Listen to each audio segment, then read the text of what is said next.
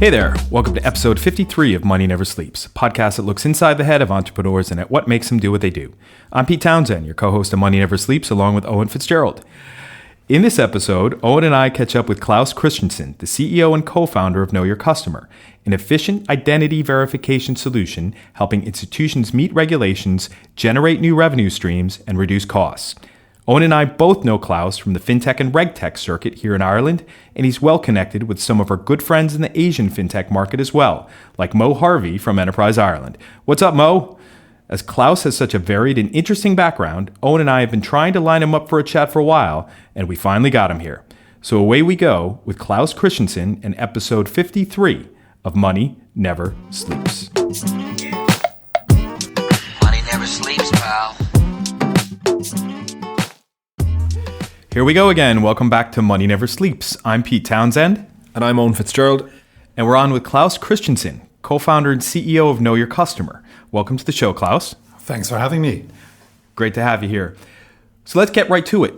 I know that you've got a very interesting and varied background, and your LinkedIn profile gives it right away. And I was just thinking, Owen, last week when we did our last recording, that I mentioned LinkedIn. We talk about HubSpot. We talk about all these other companies that probably should be sponsoring us. So let's. We must follow up on that. Yeah, very quickly. Yes. I'll see what I can do. But anyway, back to you, Claus. Just again, looking at your background, very interesting. Maybe just give us a bit about your backstory and how you got to this point. Well, first of all, I'm not originally Irish, as you can hear from my accent. I always thought I'm not quite the typical German. I'm from Hamburg, Germany, and somehow I ended up here. So that shows you I'm obviously not, or I would have stayed there. I met 15 years ago, almost now, I met this Irish lady in Shanghai, which is why I'm today here. That same week, I also met my co-founder, Richard Barrett. He went down to be a good friend for a number of years before we did something together. But Kira and I went on to get married and somehow settled here in Ireland. I'm very happy to live here. But yeah, that's the beginning of why I'm here in the first place. Okay, yeah. Okay. And what was the journey like from 15 years ago to get to the point of launching Know Your Customer? You launched Know Your Customer, was it 4 years ago? That's right, yeah, almost 4 years ago, okay. September. Well, first of all, I've been an entrepreneur before. This is not my first venture. When I founded KYC with my co-founders, I already had a business called Servolutions. Mm-hmm. Servolutions is a business that sells software in a very niche product market for Microsoft Exchange servers, an email server market. And I had operated that since 2007, roundabout. Well, maybe I should go back a bit more in time. Well, I saw you go back to aircraft engines, machine vision, software development, around those two things. Actually, I have quite a short CV. It sounds like a lot now, but it's not many companies. It's actually, if you look at the LinkedIn profiles, there's probably 4 companies in there. That's it. Yeah. Admittedly, I mean, gray hair and all, 30 plus years career. I started after university. I studied computer science, as I said, with a company that did machine vision and industrial PC applications. A very fitting kind of thing in Germany with all the machine companies and automotive companies that produce parts for the automotive industry. And that went very well, but went on to be a bit stale for me. I needed some more intellectual stimulation, and I found this little company that tuned race car engines. Now, this is every boy's dream because, of course, attached to that company was a workshop with said race cars. They produced race car engines for the Le Mans series, both in the US and here in Le Mans, Act Proper, 24-hour races. And my job was to retrofit these engines, which were usually Porsche engines or Lotus, with a new electronic engine management, the brains of the engine that decides when to inject, when to ignite. That was a very, very interesting job. And this was in the 90s, yeah? This was in the 90s. And it allowed me to often borrow one of these nice cars and test drive them on the German Autobahn, which has a great advantage of not having a speed limits in parts. Yeah. So I think I once or twice I got near the 300 kilometers per hour. Wow. But not quite over. So 295 is something that I did see at some point, but not any higher. At the same time, having a notebook open at the on the seat next to me and watching if the numbers of the injection are actually worked like I programmed them. Wow. That's cool. That was a very nice job. The company went on to pivot. That was my first real exposure to the pivot. Right, before pivot was a word in the startup circles. Exactly. The company decided it would be a great idea if we used one of these new car engines and put them in a light aircraft, because we knew the Cessnas and Pipers that flew around there, general aviation it's called, they were using engine designs from the 1950s, basically. Without modern engine management units, without electronics and so on, because it's so hard to get an engine certified. This was also my first exposure to regulations, because obviously aircraft engines are heavily regulated. You have to prove everything. And indeed, I think aircraft regulation is a big step up from anti-money laundering regulation, which I'm working with today. Yeah, massive. Yeah. Massive. Well, anyway, we did this. We used a Mercedes A-Class engine, first engine that's produced with an aluminum motor block, light enough. Yeah. And we designed a completely new redundant, double, triple redundancy engine management unit and get it all certified. And it flies. So that company still exists. The market went on to be not, as we thought, the general aviation. It went on to be drones. The military seized on that same idea and thought it was great, and they are using most of the engines that the company produces nowadays. Yeah. Okay, interesting crossover. My sister is a rocket scientist. I've talked about her before on the show. Yes. And she has a patent, I think, for a plastic drone engine sitting on the shelves somewhere at MIT. Plastic yes. engine. So that's the whole idea, is I'm sure you know with engines that the average aircraft that takes you, 1,000 kilometers per hour that goes at that speed could actually go three times faster, but the engine can't be cooled quick enough, and the whole thing just gets so hot it would explode. So how do you do that with high-grade plastic that doesn't melt, and do it with an extremely well-built cooling system? So I think she did those two things. But, being involved in, not that I ever was, but in just trying to understand those kinds of technologies means that, like you said, when you're moving to the world of financial regulation, was it a step up, or was it a parallel, or was it, what were some of the, how did it all line up? I would actually say it was more a step down. Aircraft regulations are much, much more detailed.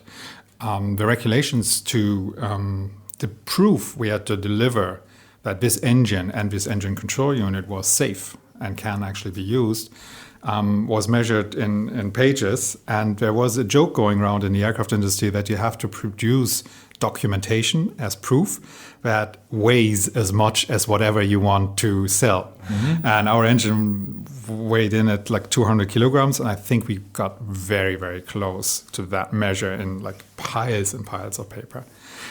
It is quite a bit easier in AML. But it's probably less specific, though, ultimately, because it's a lot less specific. Every piece of an engine and all the different parts to it. My view is that a lot of the regulation is fairly high level. It is, especially anti-money laundering regulation, which is fitting as well, because what you want is you want to prevent that money is used for terrorist financing and corruption and so on. That has to be a lot less specific. that's fine. Yeah. Yeah. When we had Meredith Moss on from Finomial back a few months ago, she was talking about that vision of making the world a better place by the fact that you are preventing or helping to prevent terrorist financing with some of the things that you do, which is you don't really think about that angle of it too much when you're talking about RegTech and FinTech, which is pretty cool.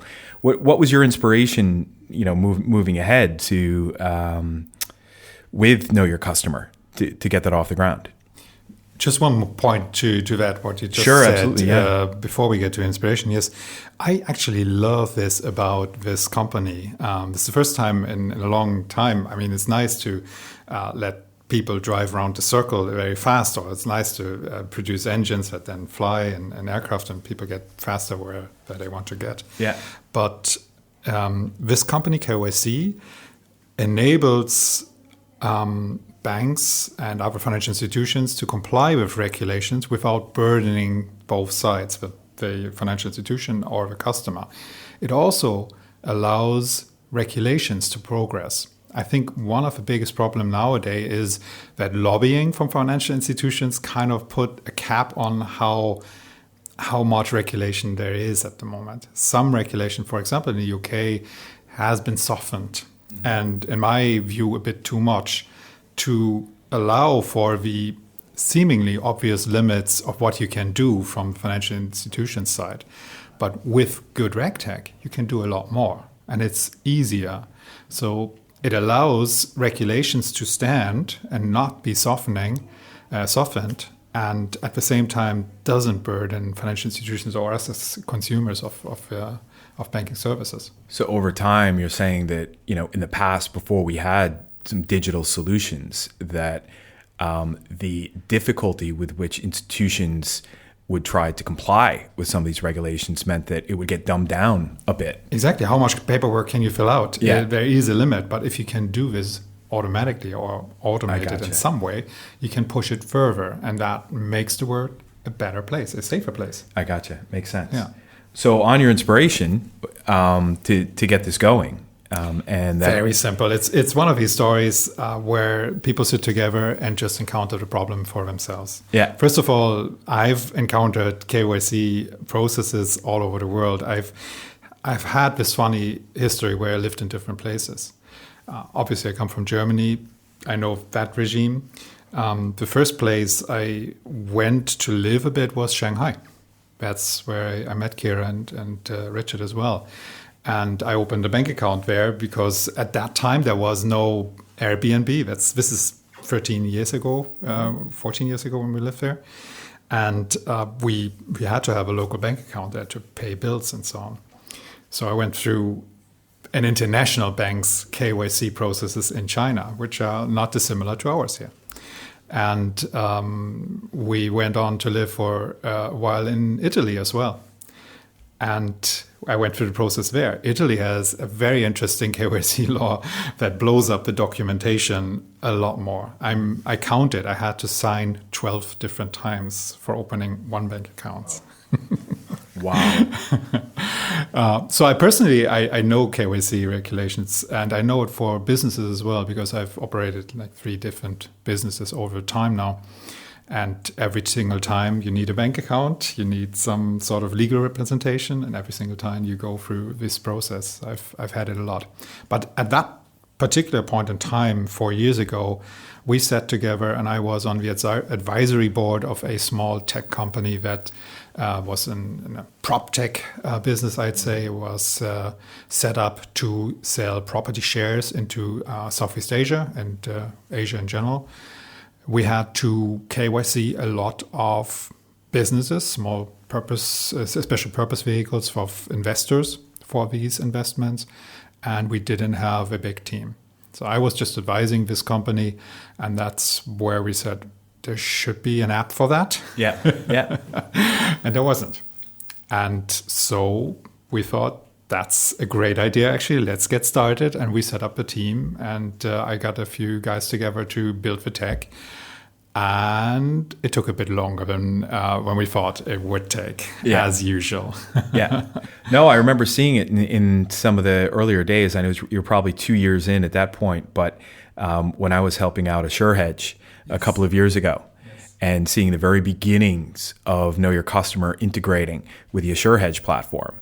And I talk about it to people, from time to time and say, I just would see the data coming in. I'd see the monitor flipping over and going all the way around to 100% and seeing we've got all the data back and showing it live to investors to say, wow, that's pretty cool.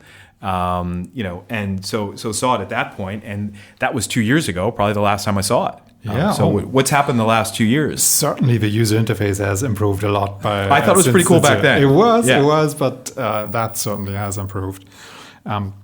Mostly the coverage and the depth of the whole solution has improved a lot since then. That is one of the challenges that we found as a startup in a niche here where we're talking about financial institutions, regulations, compliance teams that have to use it. This is a very important function for our users, for our customers.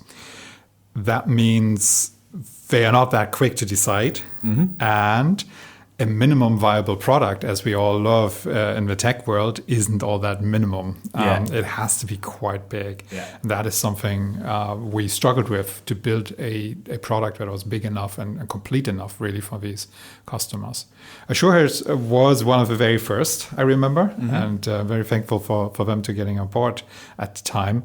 That moved us forward because we got real exposure from a client that how are they using it. And that brought the whole product forward. Yeah, absolutely. That's invaluable when you're getting that firsthand feedback from a customer that is, needs something like that as part of their platform, right? And going through nascent regulatory stages themselves, and having someone that is well hooked in with a digital solution that moves, hopefully as quick as they want them to move, is a great thing, right? Yes, I mean it's the old thing of for any startups to find product market fit, and that only works when you work with a lot of clients and you get their needs. Knowing at this stage you guys are doing pretty well, and there's always like we were saying, there's room to grow from here, and where you've been the last couple of years. But just looking back over the last couple of years, when was the moment where you realized that you had something? I'd say it was when we got those first few customers. There is nothing else really that compares. I knew immediately that we had something, that this was an interesting project. That's why I decided to start with Richard and Cormac. But really, you can work on a project like this for months and months. You can build something and you think it's cool and it looks great. But only when someone actually puts money on the table, that is magic. That is, oh yes, I created some real value because someone is giving out cash for it. And I'd say that was the real beginning. But there's always multiple points in the history of a company. The next big point was when we went to Hong Kong. And we got a very good reception there. And we found our first customer in Singapore and in Hong Kong. Those instances each were really important for the company. And did you find, because it's strange when you think about it, obviously my background is financial services as well, that it's only in the last 4 years, not even 4 years. So when you sat down to create this idea that it didn't exist, was there an element of, does it not exist because it can't be done? Usually you'd expect that something like that everyone had to go through that process, that somebody would have built a solution that already did that. 4 years is not that long in the scheme of things. Not at all. You're absolutely right. Well, I think that is a personality question. And in the end, both my co-founders and I were just naive enough to think that we could build this technology that nobody else could build. And we were properly punished by the longer than anticipated development time, of course. But we stuck it out and we did develop the technology and we came through at the other end. So that's a good thing. I think that is part of our moat today, of our competitive advantage, that we did something that nobody else attempted really. To explain that a bit, obviously there's a lot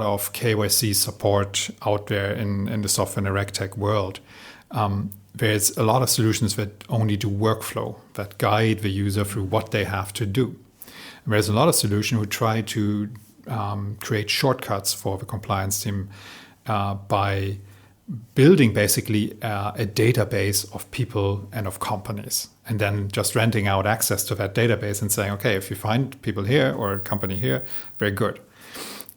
Both solutions have severe limitations, and we tried to build something that transcended that with a system that does a live access. The minute you ask it, it goes and gets the data, gets the documents as well, and processes all that information live in real time. Mm-hmm.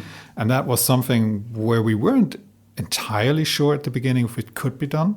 And I remember sitting down actually and over a weekend hacking together, I'm tech co-founder, hacking together a little prototype that did this, like the basics of it, with the UK registry, because it was free and it was readily available here as an API.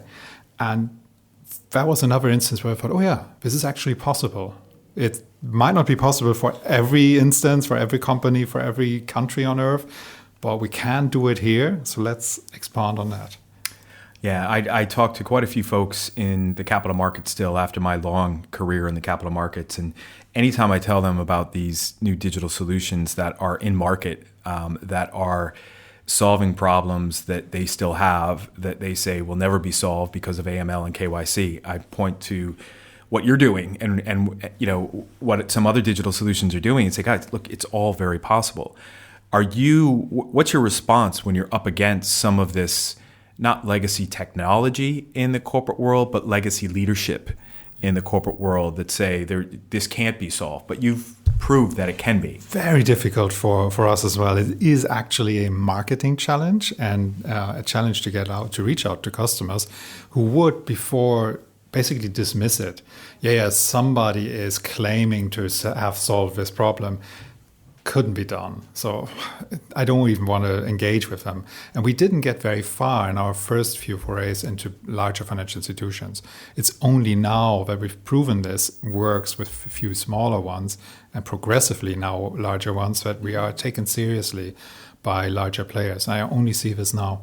And the same problem is obviously with investments. We did set up this company that we decided early on that we take on outside investment to grow faster in a very complex market than we would organically possibly could. But that also necessitated that I'd convince investors. Mm-hmm. And it's the exact same problem. Nobody in the beginning accepted the idea that we could do this. But yeah, with a few demos and a few actual customers won, the thing gets easier and easier now. Because it is a space that, institutions would expect, you can't have a shortcut around regulation or compliance. Correct. So there's an assumption that any solution is not like, they don't want to see something that says to make it better because they just see it as that's the regulation. They don't have an option. There's some Catholic thinking in there, like it has to be hard. Yeah, and the UX is important. I remember seeing things like this in the past where there was a digital solution replacing something that was a paper process. And people put a lot of faith in the paper process because they have a stack of paper to go through. They take a highlighter, they take a pen, and they put a bunch of tick marks on it. And that invokes a feeling in them that says, I've done my job and this, this has been done completely. When the process moved to, fully automated, these 100 checks are being run by a system and you just see the end result of that.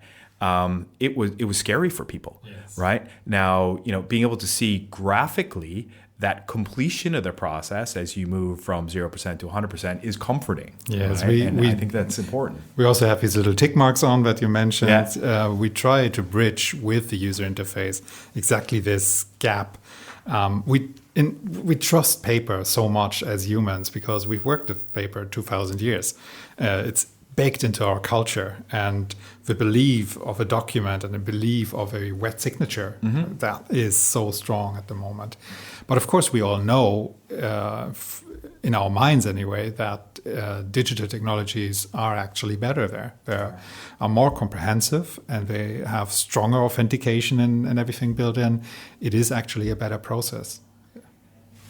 You were speaking earlier about personality and maybe being naive to think that you could build the solution. Is in the past 4 years and in the last 2 years, maybe, is there anything from a personality point of view that has really helped on this journey or maybe hindered? Both, obviously. I have enough insight into myself that I know that. Of course, there's a lot that hindered our progress in my personality as the CEO or the personalities of those involved. The naivety, especially towards investors, is one thing. That's more something that you just don't know and you can learn. Other things is how do you work with people? As a technical co-founder, I was very fixated on the technology from the beginning. And obviously that is only such a small part of the whole business. And I realize more and more how this part is ever shrinking in my view, and all the other important things around it grow as the team building is the most important, obviously. Finance, huge. What helped was a deep knowledge of the technology still, because I knew what was possible. And nobody could tell me otherwise. Mm-hmm. And I think that helped a lot. And what really helped is what every entrepreneur needs, I think, is this grit, this looking at things and just not letting them go and pulling through. Because in every startup, there's probably multiple instances where it's not clear if a business can survive. Is that grit, like you just said, is that tied to knowing that it's technologically possible? Or is it just an innate personality trait that says, I will get through this? That must be innate, because it was more frustrating than anything to know that it's technologically possible, mm-hmm. and it's a good thing. But it might not still be possible to grow this as a company under the restraints of available capital over time. If Google Ventures came in and gave me 100 million, yeah, of course I can build that. It doesn't matter. I just work away 25 years and then have 100 people on it, and it will be solved. It's no problem. And then I can go on and be successful. But with the limited capital that is available to an entrepreneur at this stage, there are some companies we can build and some other companies we can't. And it just wasn't clear if this is one or the other until very recently. Okay. And think about, it hasn't all been roses along the way, as you've said, but what's one of the hardest decisions you've had to make as you've gone through this? The hardest decisions are always about people. Mm-hmm. And so having to let go of someone because that area is not performing, that for me is the hardest, really. And it is something, though, that I found you need to get better at, and you need to get much faster at. As people, we want to see someone succeed, and we want to help them along, and we want to not cut it short and see it might work a little later on. But as an entrepreneur, as a business owner, that is a tough decision that has to be made, and it has to be made earlier, really. It does. It absolutely does. And there's such a cliche out there in the entrepreneurial circles now that's, hire slow and fire fast. The hire slow is a good pragmatic business decision, right? The fire fast is, sounds like that, but that's really hard to do, like you're saying, right? How have you found the balance between this natural, technical, quantitative mindset of marching towards progress with the people side of it? How has that developed in you over the last couple of years? I haven't found the balance. Okay. I am still working on that one. Okay. But slowly getting there, yes. Okay, good. And finding inspiration out there in the market. What are some of the things that you might be seeing in kind of under other industries and fields, given your varied background and, machine vision before it was a thing? What are you seeing as inspiration out there that's saying, well, if they can do that, we can do this too? There is nothing particular, but I am continually amazed of how things, not amazed, but I'm really happy about how things move along. I always buy the latest smartphone, and follow that world obviously very, very closely. And I'm constantly downloading apps all the time. That is amazing to see how technology is disseminated into society nowadays.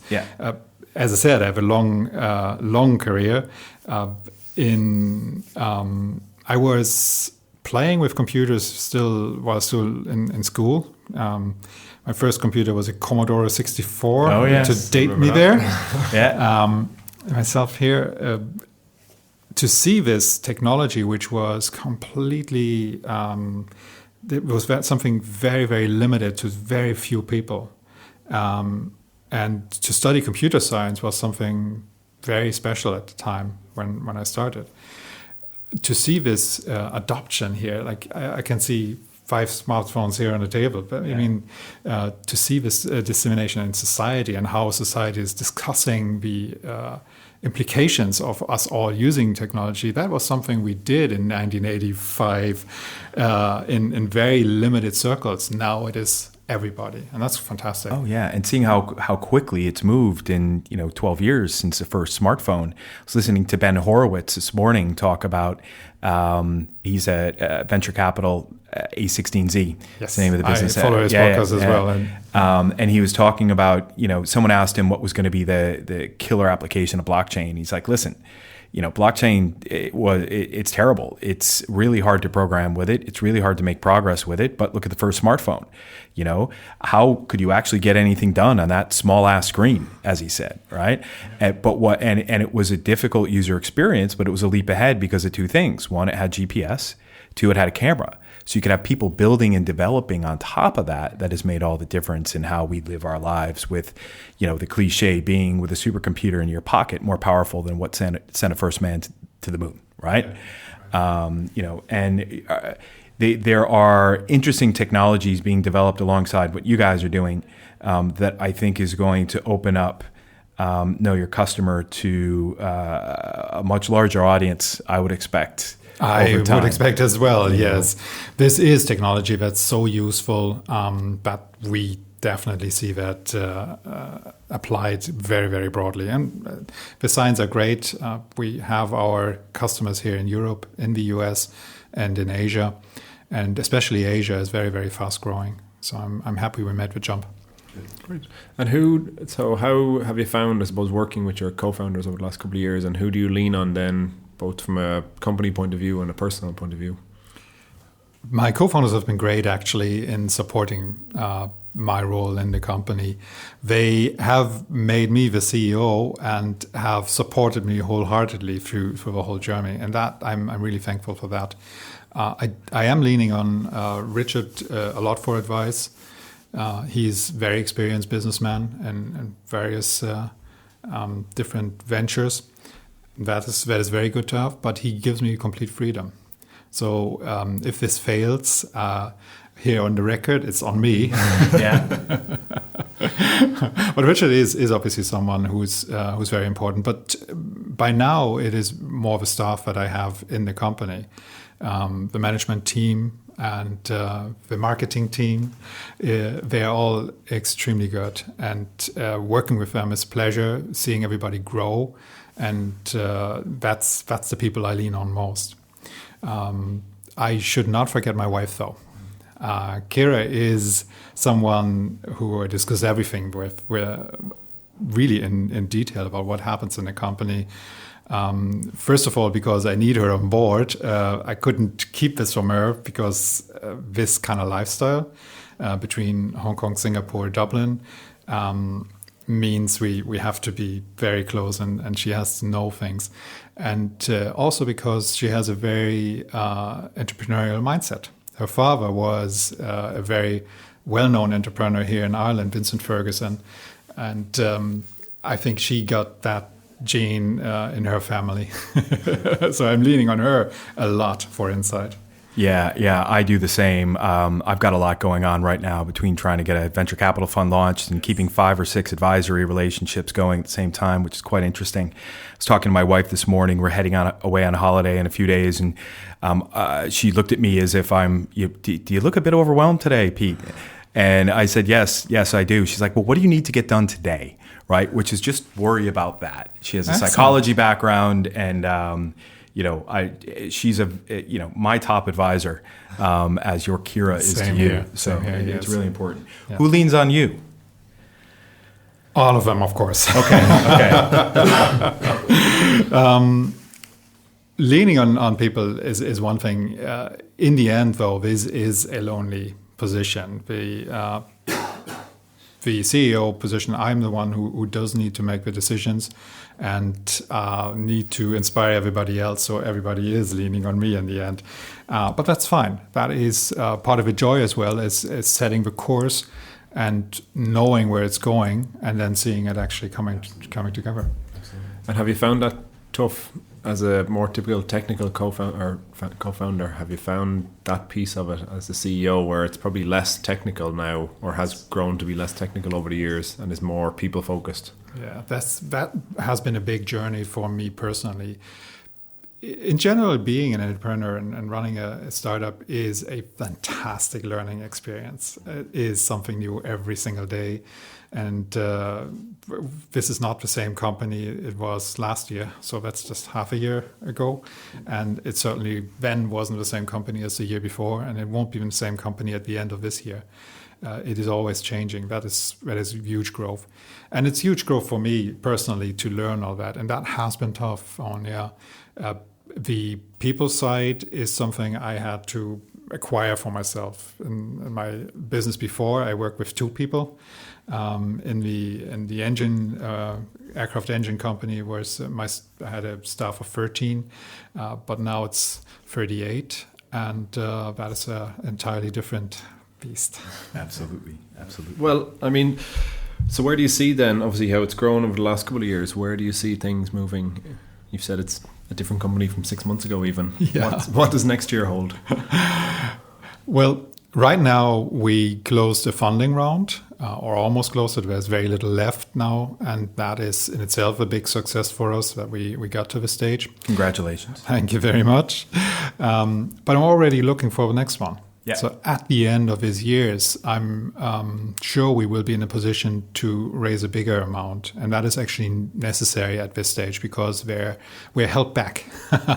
It's very good business.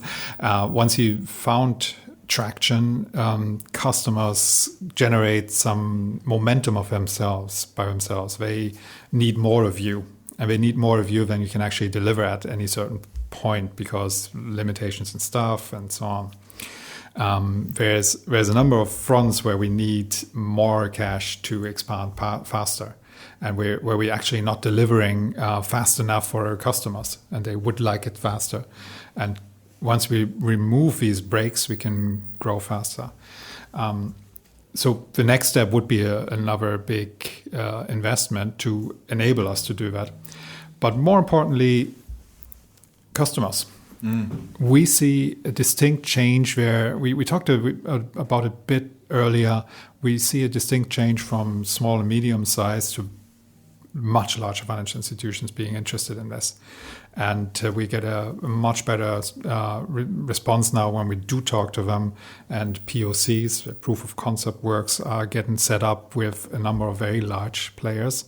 And I'm really happy about that. So I see 1 or 2 of these deals actually coming through will triple the company's revenue, for example. And to go to triple the revenue in 1 year is something that changes a company. It also means we need more staff, and we will need more cash. Yeah, it's the sustainability and growth of that. Absolutely. Right? And it's like saying to your current investors, and I work with a founder who's kind of in a similar conundrum. They're not yet funded, but if they were to get funded, they'd be able to move at 3 times the pace that they're moving right now and be able to capture a lot more of the market before the competition catches up. And if they did have some seed investors, those seed investors the next time around, they'd be saying to them, listen, to make your investment safe, we need to move quicker, right? And that really can make a big difference out there. Yeah. Absolutely. Well, it's interesting actually to see investors are not that visionary by themselves. You have to give it to them and make it clear to them. Yeah. So I suppose we've covered off lots on the episode, but I'm always interested to know what is something that people wouldn't expect to know about you. they might not like. With all the technical work and all the travel and so on, the work on your own body and your health is actually something that is not that easy as an entrepreneur. I might not expect that I've run 6 marathons. Wow. I haven't run a marathon for the last couple of years, quite coincidentally with the intense phase here at KYC, but that's something I do, yeah. What was your favorite one? I love Philadelphia because Philadelphia, you know, where Rocky runs up the stairs. Quite inspiring. The art museum. Yeah, my do this after the marathon. My dad used to run marathons, and his group of guys that would run marathons, what they did the night before every marathon they run, they watch Rocky. Very good. Very good. I ran 2 marathons in my day, and they broke me. And I'm still paying for it now, just with a bad foot in the last 2 months from a long time ago marathon injury. But no, more power to you for running 6. That's awesome. And what we also like to ask is if there was one person that you could see featured on Money Never Sleeps, who would it be? Living or dead? Actually, preferably living. And we'll try to get them on the show. And we will.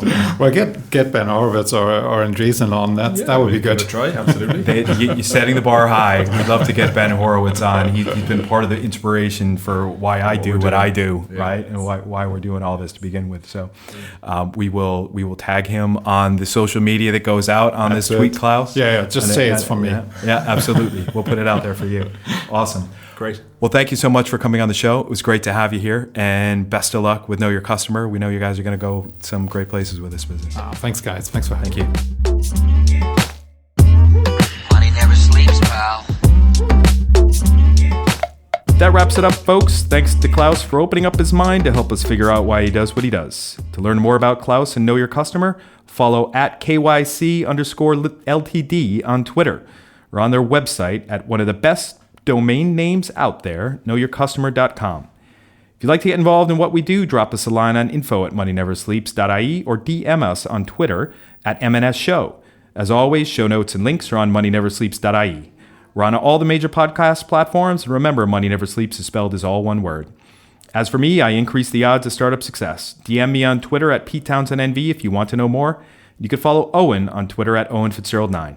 Finally, thanks to Conan Brophy from Create Sound for recording and editing this podcast. Till next time, thanks for listening. See ya.